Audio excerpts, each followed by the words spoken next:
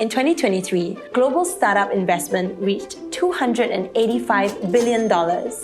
Imagine, that vast sum represents hundreds of new ideas and new inventions being created every day all over the world. For deep tech startups which aim to address global challenges like water scarcity, extreme temperatures, and pandemics, the need to safeguard innovations is crucial. One way to do that is through a sound IP strategy. In this two-part series, we get IP experts to answer burning questions from deep tech founders in Singapore. They'll share cautionary tales. If you don't cover it properly as well, other people may wedge in and ride on what you have created to actually steal a piece of the pie. And IP best practices. Right, you don't want to drag out the negotiations from the research collaborations or the licenses, because we actually heard of investors walking away when the negotiations take too long. That could be the difference between life and death for any startup.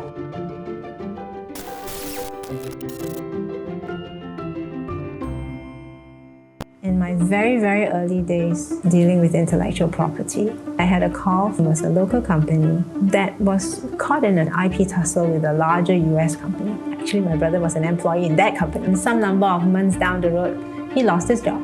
If your management is not able to handle and manage your intellectual property portfolio properly, didn't realize that you need to conduct due diligence, that you're not infringing on any company, you end up having your whole company folded and jobs are lost. I'm Trisha Chong. My main role is actually in development, looking after popular startups. Hi, I'm Jing Wei. What I do in my daily job is that we work with enterprises to help them grow using their intangible assets. Hi, my name is Levy. Hi, my name is Keith. Hi, I'm Teck Guan. So the team is really very much a technical team of 8 of us. I'm generally the guy who is working on all the IP related strategies and implementations within the team itself. So I'd like to ask, who from a startup should be involved in formulating a company's IP strategy? Assuming that the startup could be very, very small, then it's primarily just a so-called core team, the founders. You would have the CEO who is maybe more formulating the business aspect of things. Then you have the CTO who might be looking at technology development. When you want to look at protecting your IP rights, you will need to set aside a budget for it. So your CFO will have to be involved. On this note, the kind of people that you want to talk to, not necessarily bring into your organization. IP lawyers, startup founders will say, lawyers charge you by the hour. Sometimes a lot of the lawyers basically are willing to entertain a quick conversation without charging you. So it's actually worth the while to just explore that. Lawyers have their own specialization as well. They might have spoken to a corporate lawyer instead of a IP lawyer, for example. So they could have gotten some high-level understanding of IP rights, but maybe those are not the experts that would actually help with the execution of perhaps the protection of your IP rights, right? Other than going to a lawyer, a lot of the intangible assets are things that the company can manage themselves. For example, your trade secrets, your know-how, are things that you don't really have to register with any IP office, which means that what you have to put in place, right, are systems and processes. This is actually very critical. You got to consider not only here and now, but also the potential of the technology, because startups tend to pivot, and if you didn't cover yourself properly at the get-go, when you do actually want to pivot, you realize, oops, we didn't cover ourselves that in the patent, especially when you start talking to your patent agent or anybody who's like your trademark specialist, etc. That you actually have your own internal records. What did you really want to do at which point in time?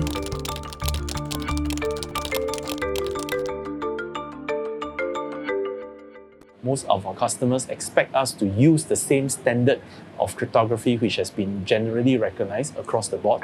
How do we then protect ourselves to make sure that we stand out from the crowd and yet ensure that other competitors do not encroach into what we have done? You could do a couple of things. Does your team who does the innovation, are they able to invent around?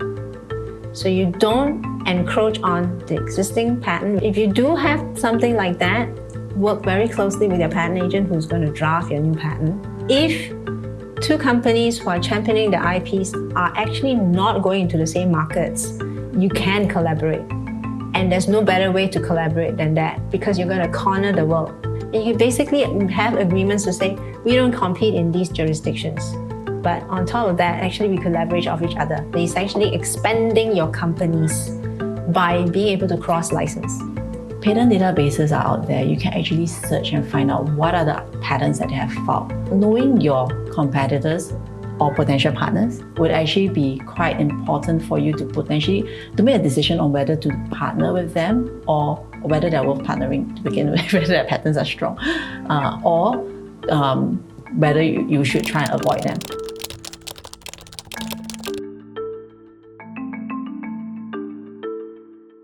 I do have a question about maintaining IPs. For every single market entry, there needs to be more and more investments. And all those investments come pretty quickly in all these markets that we're interested in, but the business model or business entry may lag, right? Because we can't enter that many markets as quickly. So how do you, as a startup, really manage that? There is a little bit of a disjoint between IP prosecution timelines and market entry, because there is a fixed timeline in terms of when you can get your patent filed. From the time you file, right, you have 18 months before the patent is published.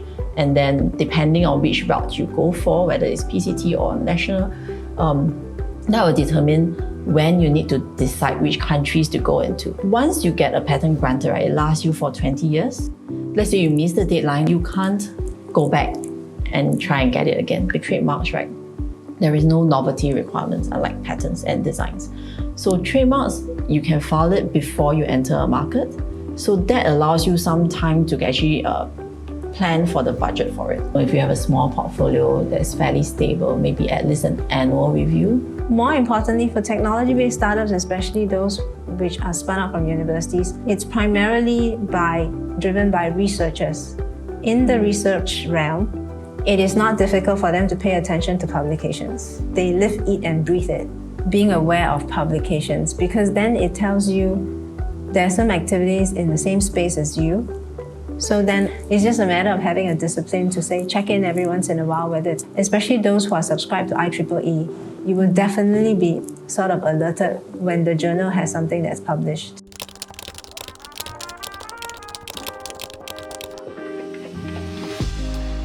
IP can be so flexible in terms of how you use it to secure business advantages and use it strategically to negotiate for licenses, to get a better deal, etc. Recently, there was a Singapore company that won against the De Beers subsidiary, and then they managed to get 2 of the patents struck off. That was like great win for a small local company.